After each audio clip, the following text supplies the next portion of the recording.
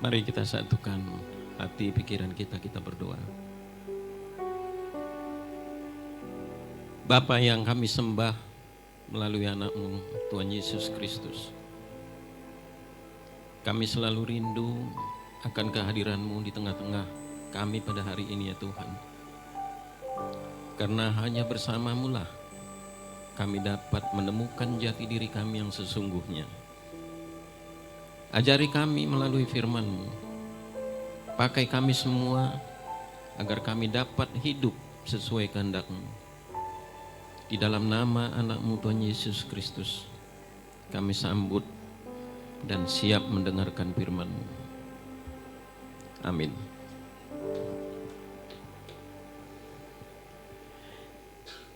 Jemaat Tuhan yang kami kasihi,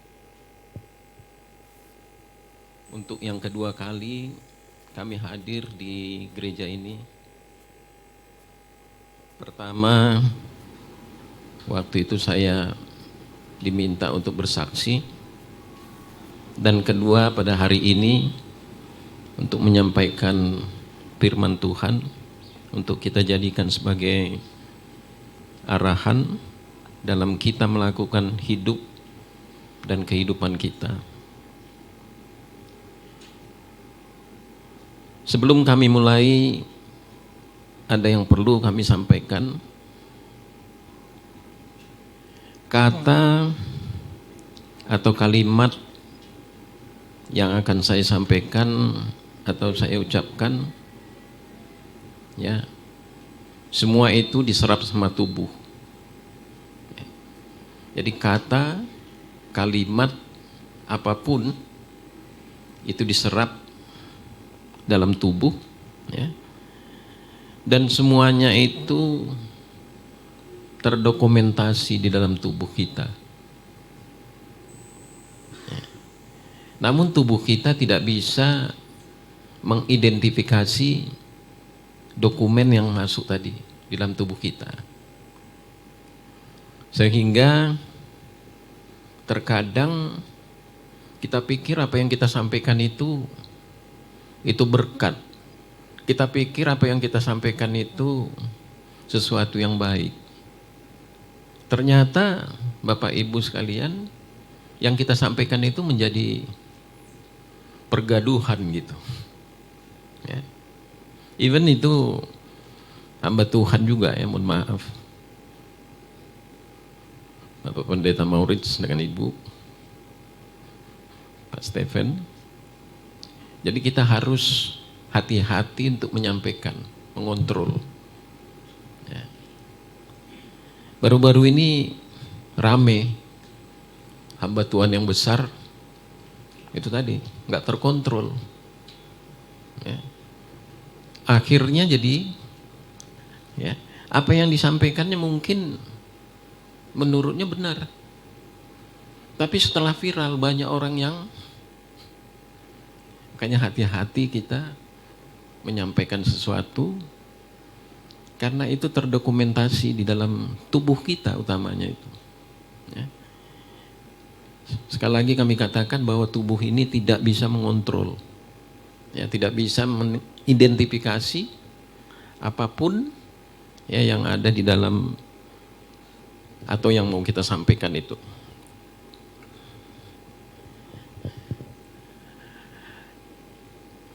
Ya, jemaat Tuhan yang kami kasihi, ya, petang ini sharing firman Tuhan, sebenarnya kami diminta untuk menjelaskan Markus 6 ayat 1 sampai 6. Markus 6 ayat 1 sampai 6. Jadi sebenarnya sangat sederhana, ya, firman ini yang dituliskan oleh Markus kepada jemaatnya di Romawi. Jadi antara Romawi dengan Israel, Yerusalem itu juga beda. Ya. Di sini juga barangkali juga kita dari budaya, dari wilayah yang berbeda. Kalau saya barangkali pergi, mohon maaf, itu ke Papua, kalau saya tidak menyesuaikan dengan wilayah Papua, mungkin saya akan tertolak. di sana. Saya nggak bacakan secara satu persatu ya, tapi pada intinya lanjut saja. Nanti kita bisa baca Markus 6 ayat 1 sampai 6. Terus saja. Nah, Yesus itu ditolak. Kenapa sih ditolak? Seperti saya katakan tadi, kalau saya pergi ke daerah tertentu, terus saya karena orang dari Sumatera Utara, terus gaya Sumatera Utara saya sampaikan di Solo. Ada dari Solo di sini? Atau dari Jogja? Ya. Tapi Bapak udah kenal saya ya. Jangan ditolak nanti saya kalau saya datang ke Jogja atau ke Solo, terus itu gaya Sumatera Utaranya saya bawa ke sana. Ya. Oh itu kan Pak Timbul, saya kenal dia. Nah, kenapa ditolak? Yesus itu ditolak di Nazaret katanya. Oh katanya itu menurut tadi Markus itu seorang nabi dihormati di mana-mana kecuali di tempatnya loh. Jadi aku itu harus dihormati di Tanah Batak saja gitu, atau di Sumatera Utara. Tapi pastor kita, gembala kita di sini, dia melalang buana sampai juga di Jakarta. Saya nggak tahu gaya Bataknya dibawanya nggak, atau dia menyesuaikan dengan Jakarta, atau dia mencampur semuanya itu. Ya, status juga kadang-kadang menjadi persoalan. Makanya dulu waktu saya masih aktif, saya nggak berani juga bilangkan bahwa saya ini, ya, supir saya pada waktu tertentu ya sama saya, sama-sama manusia. Ya makan itu ada juga supirnya nggak boleh makan bareng sama dia. Duduk satu itu nggak boleh.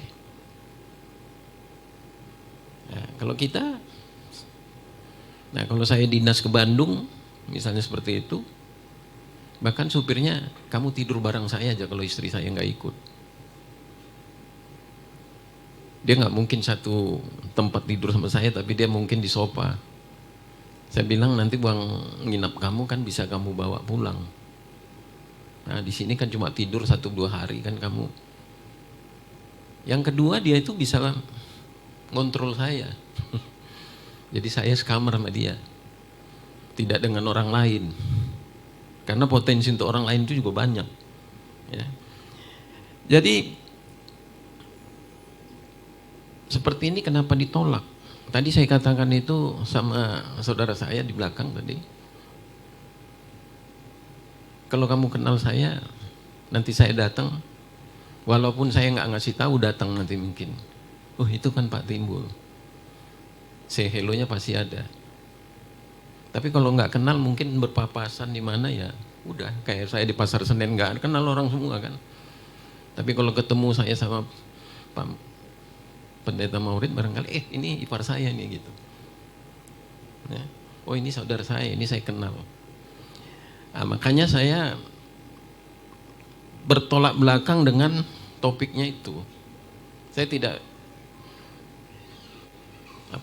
tidak menguraikan Yesus ditolak, tapi kenal dulu, kenal saya, kenal Tuhan itu. Kenapa sih dulu dia ditolak di sana? Ada apa? Tadi semintas kalau kita baca itu dia kan anak,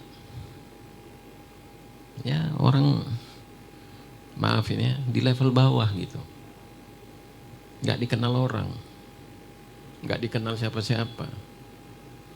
Ya saya orang kebanyakan ada di tempat rame terus itu. Ya kalau Pak Jokowi masuk ke Pasar Senen sana orang pasti tahu, kenal dia. Wah semuanya mau narik. Kalau dibawanya ke tokonya itu, oh ini dulu tempat singgahnya Pak Jokowi, dipoto di situ Nah itu sebabnya saya coba untuk mengenal Tuhan dengan benar itu. Bagaimana kita mengenal Tuhan dengan benar? Nanti hubungannya pasti kalau dia dikenal tidak akan ditolak. Kalau tadi di Markus 6 itu ditolak itu dia diuraikannya. Saya mau lihat dari perspektif lain. Ya waktu itu Saya pikir-pikir apa yang mau kita, kalau itu kan sudah diuraikan per ayat itu dan hubungan ke ayat lain. Tapi kita mau lihat dari perspektif yang lain, kalau orang nggak kenal masih sulit untuk bisa lanjut slide-nya. Kenapa ditolak? Kadang-kadang itu karena aku membenci Pak Maurid. Saya nggak suka misalnya. Kalau datang, saya mau datang ke rumah. Saya sibuk lah, saya ini segala macam. Segala macam cara saya akan menolak beliau. Karena kebencian ada. Ya, nggak suka. Tapi kalau misalnya kita senang, Pak Pendeta Maurid kapan ada waktu datang dong ke rumah.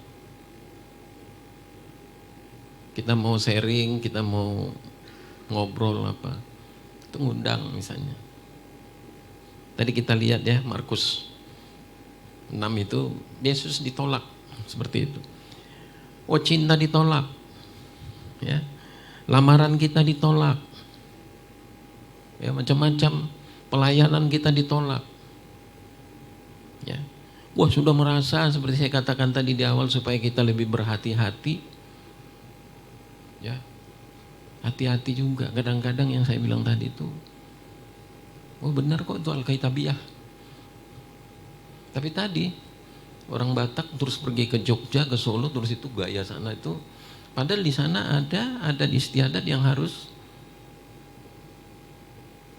akibatnya hamba Tuhan itu capek dia, bahkan ngeluarin uang miliaran rupiah loh. Terus dalam hati saya, uangnya segitu besarnya kan dari mana itu uangnya? Hanya untuk menutupin keceplosan ngomong tadi. Ya.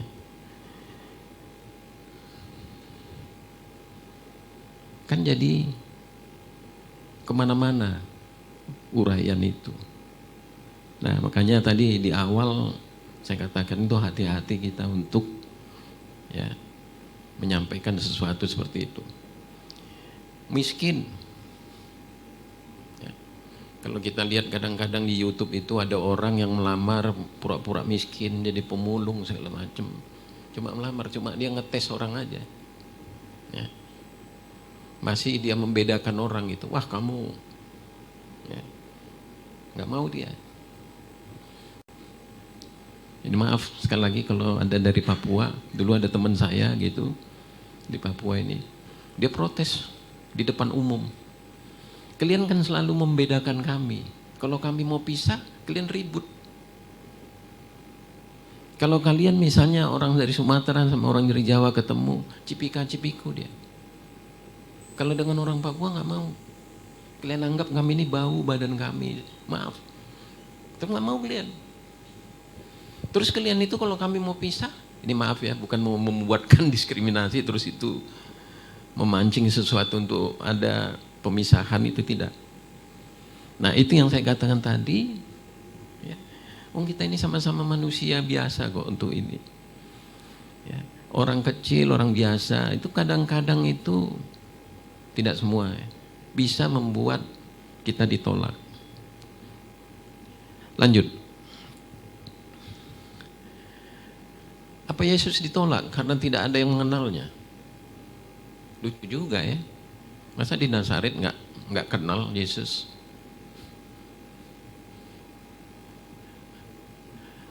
Apakah pepatah tak kenal maka tak sayang berlaku juga pada masa tersebut?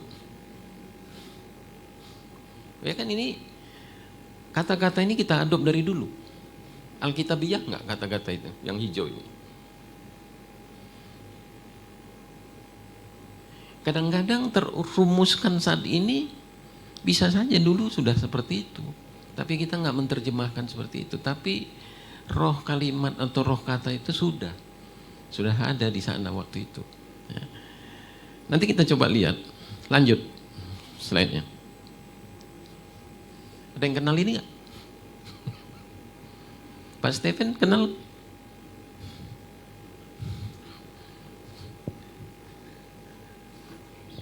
Bapak kenal Pak?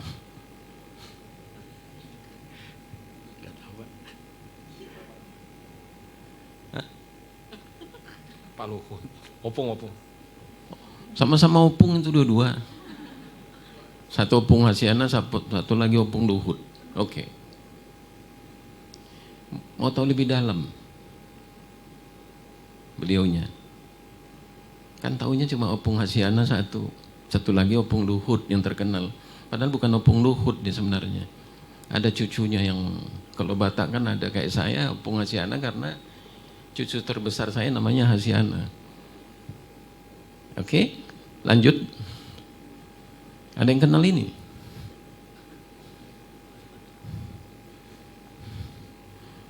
Opung Hasiana Boru ini tahu nggak yang sebelah kanan itu siapa? Nggak tahu.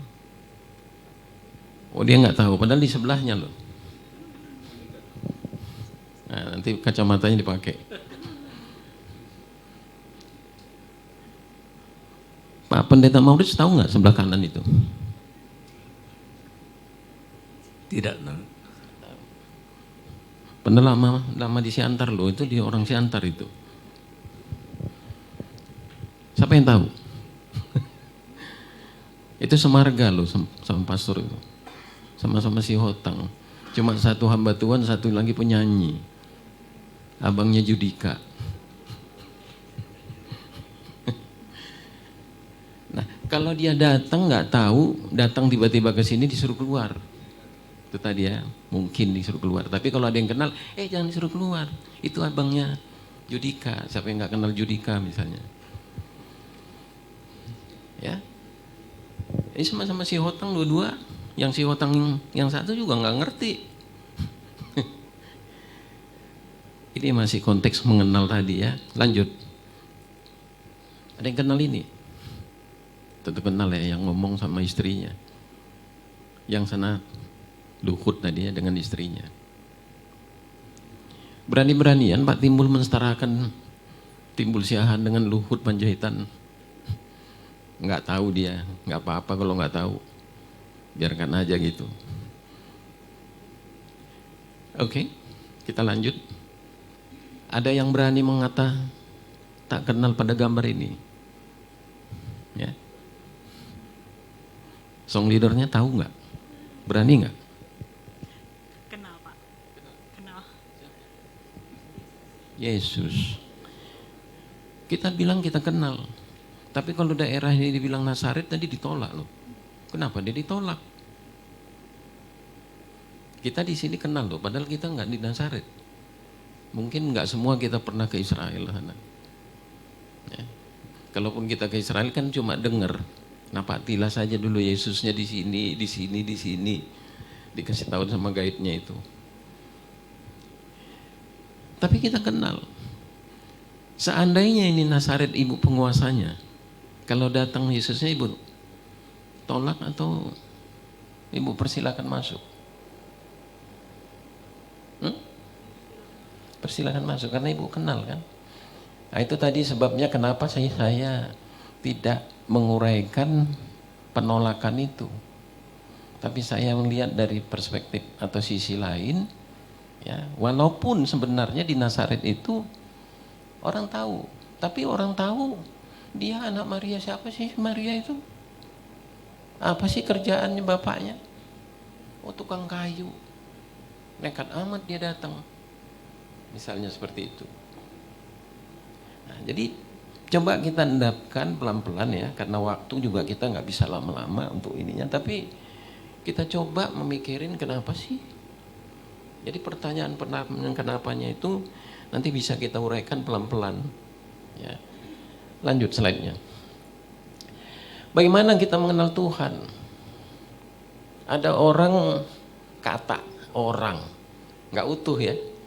Kan banyak sekarang itu katanya Pak Stephen ini, padahal kita nggak pernah ketemu. Misalnya, bagaimana kita mau mempercayain? Ya. Tapi nanti untuk itu yang lain ya. Saya selalu bilang itu, ya nggak usah jauh tadi ya. Kita mau berangkat itu udah mepet waktunya, jam 4 loh. Dari Pamulang. Bisa nggak 1,5 jam? Ya kita di dalam mobil berdoa saja.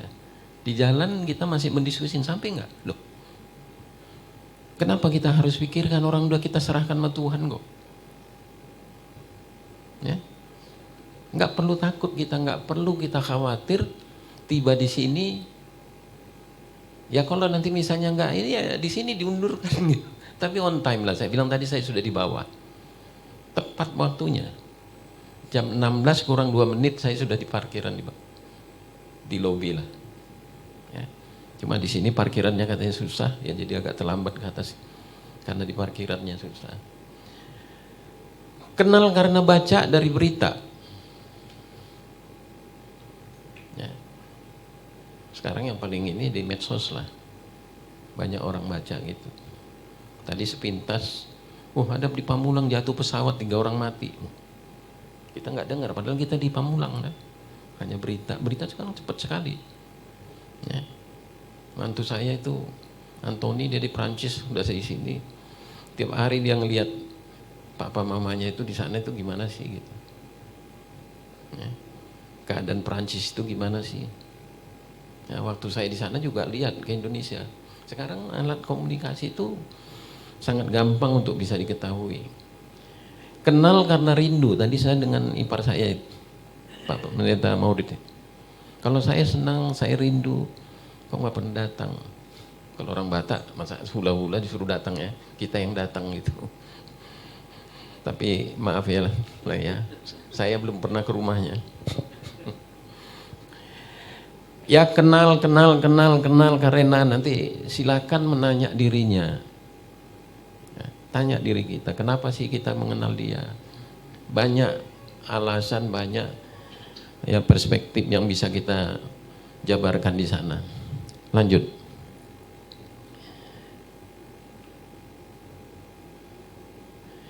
Bagaimana mengenal Tuhan? Tadi udah kita coba lihat ya, dari keseharian kita seperti itu.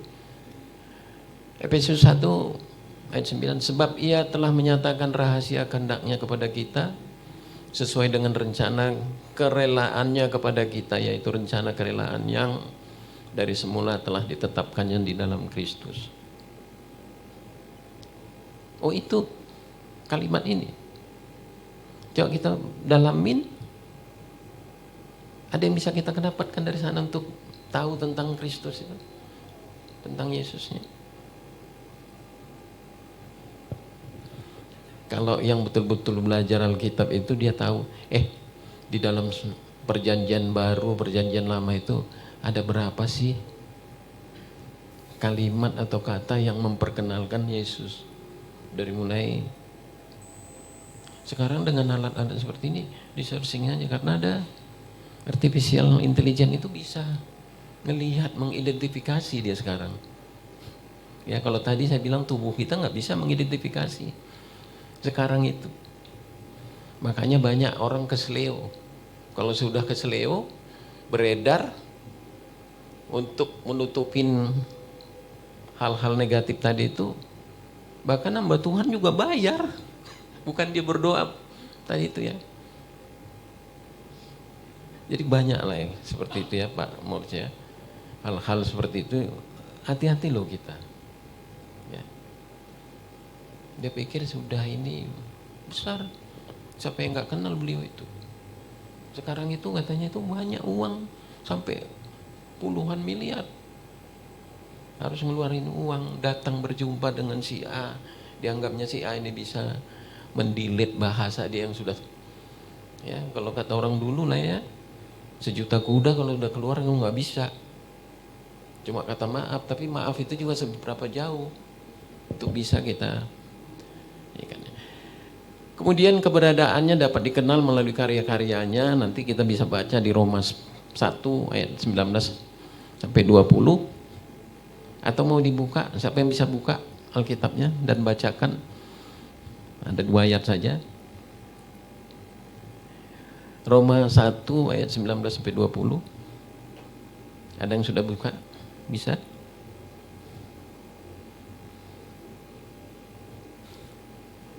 Bisa, Mas Steven dibacakan? Roma 1, 19 sampai 20. Karena apa yang dapat mereka ketahui tentang Allah nyata bagi mereka, sebab Allah telah menyatakannya kepada mereka. Sebab apa yang tidak nampak daripadanya, yaitu kekuatannya yang kekal dan keilahiannya, dapat nampak kepada pikiran dari karyanya sejak dunia diciptakan, sehingga mereka tidak dapat berdalih. Ya, cukup jelas uraiannya. Ya. Namun Bapak Ibu sekalian yang kami hormati, nanti apapun yang kita pelajarin ini, coba kita ini kan di keseharian kita ulah utamanya dulu, nggak usah dulu jauh-jauh dulu deh.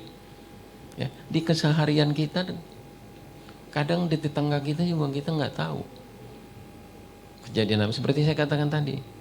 Saya tiba-tiba buka medsos, karena di Pamulang pesawat jatuh 3 orang mati. Karena jatuhnya pesawat, berarti pesawat latih mungkin ya. Nah, di mananya di Pamulang, kita di Pamulang. Seberapa besar sih Pamulang itu? Misalnya seperti itu. Nah, hal-hal seperti ini tadi yang saya katakan supaya kita gampang untuk bisa menerapkan firman Tuhan itu di dalam kehidupan kita. Kita baca itu tahun berapa ribu tahun yang lalu, di sekarang masih enggak? Ya karena katanya Alpha dan Omega, sampai ya nggak tahu kita Omega sampai kapan itu. Nah tadi tak kenal maka tak sayang. Saya bilang tadi, apakah itu Alkitabiah dulu ada pada masa itu? Nah kita coba buka satu persatu seperti itu ya. Kita lihat, oh itu dulu. Makanya di dalam masyarakat Indonesia yang heterogen seperti ini, kita mau memberitakan kebenaran firman Tuhan itu juga hati-hati. Kita bisa mengambil rohnya saja, kita sampaikan. Oh kamu baik loh orangnya. Tapi kan nggak cukup baik kalau orang kita baik dan benar. Ada baik-baik saja tapi nggak benar. Dia lakukan kebaikan-kebaikan. Sekarang musim investasi kebaikan di mana-mana. Tapi apakah investasi kebaikan yang dilakukannya itu memang benar? Ini berarti harus kita cek di dalam Alkitab kita. Ya. Banyak orang sekarang itu istilah investasi kebaikan. Wah aku nanamkan ini, padahal uangnya uang yang nggak bener. Aku investasi, aku sumbang ke gereja, maaf ya. Aku sumbang ke hal-hal baik sebenarnya. Padahal uang itu bermasalah, uang yang kita kasih. Ya. Nah, makanya kalau kita melakukan investasi kebaikan, harus kita uji kebaikan itu supaya dia benar. Makanya ya orang Kristen selalu kalau misalnya dia sudah ini baik dan benar itu satu kesatuan yang jangan coba dipisahkan, karena supaya diuji kebenarannya melalui firman Tuhan itu. Secara istimewa Allah dikenal melalui putranya Yesus Kristus. Yang ketiga, Yesus Kristus memerintahkan para rasul.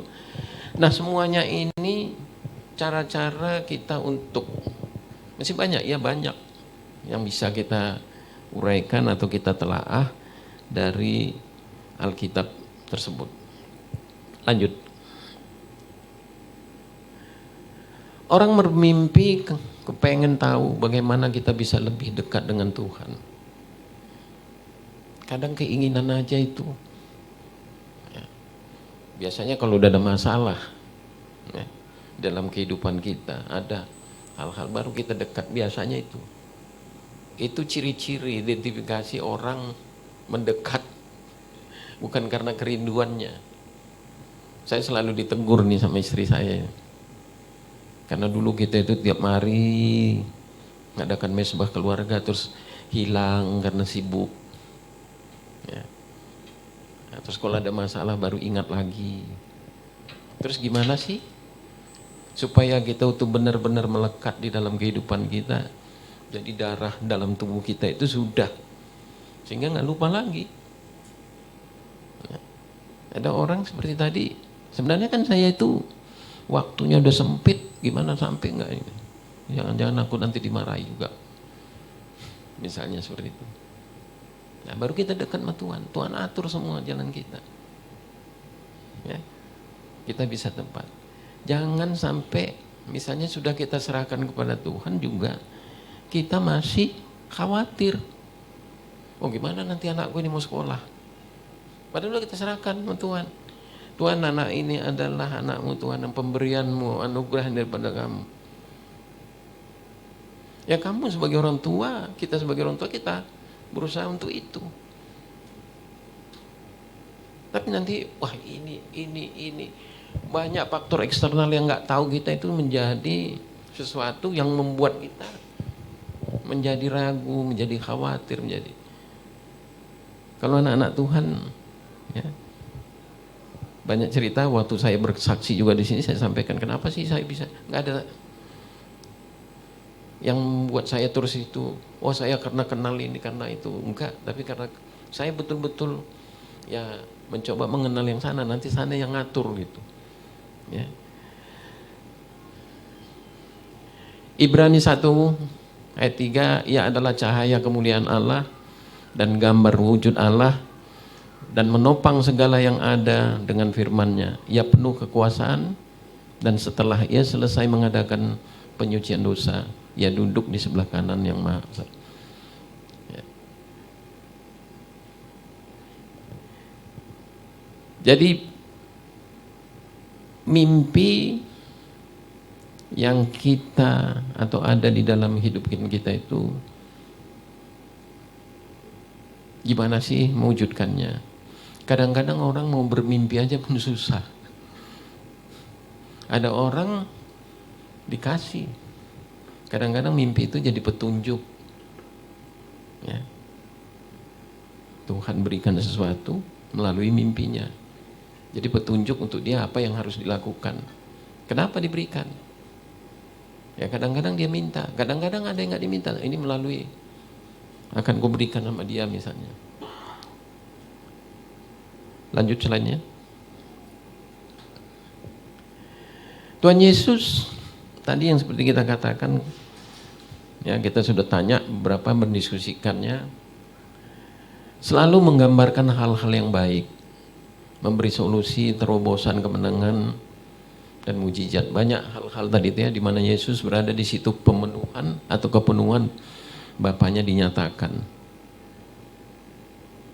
Itu Tuhan Yesus seperti itu, dan banyak hal-hal yang bisa kita dapatkan. Nanti versi Bapak Ibu mungkin untuk mengenal Tuhan itu atau Tuhan Yesus itu gimana sih?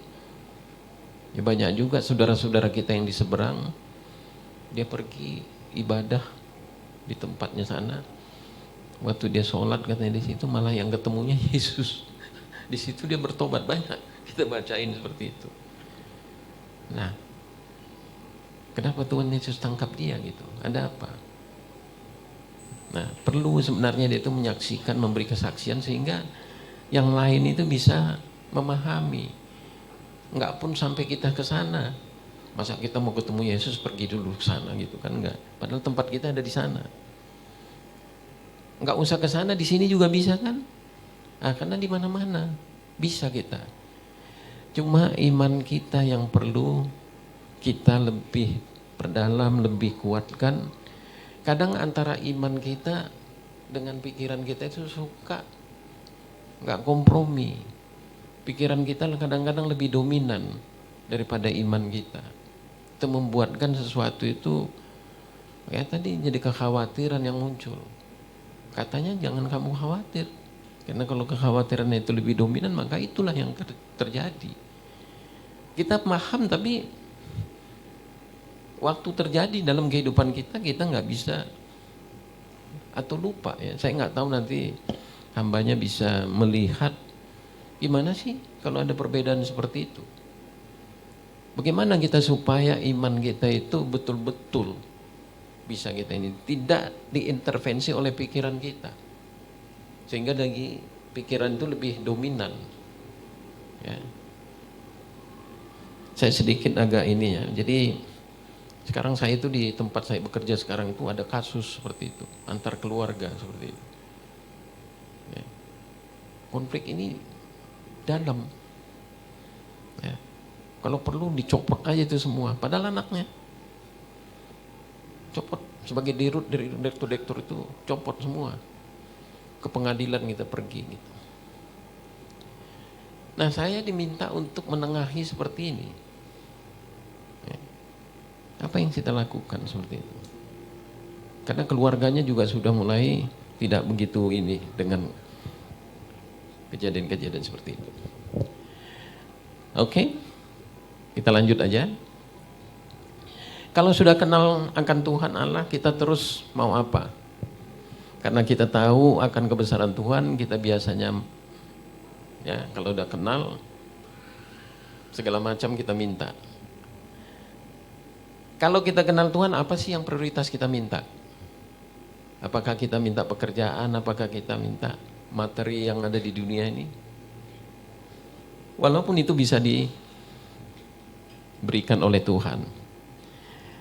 Markus 5 ayat 21-23 kita nggak baca, tapi Yesus membangkitkan anak Yairus dan menyembuhkan seorang perempuan yang sakit.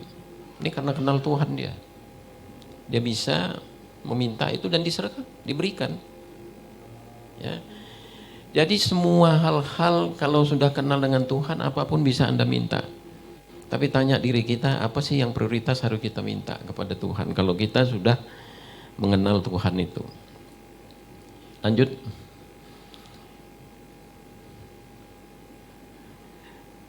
Sebagai akhir sebenarnya, tapi tidak melihat tukang becak ini ya. Bukan itu yang maksudnya. Jadi Bapak Ibu sekalian yang kami kasihi, mengakhiri sharing firman Tuhan, ubah ya pola pikir kita, karena kita orang yang terpilih dan kita orang istimewa. Ya, kita mendeklar itu, untuk itu tunjukkan keistimewaan yang kita miliki itu di dalam bermasyarakat, bersosialisasi. Kenalilah atau kenalkan Tuhan ya, dengan baik sehingga kamu tidak ditolak ya di mana-mana Anda berada.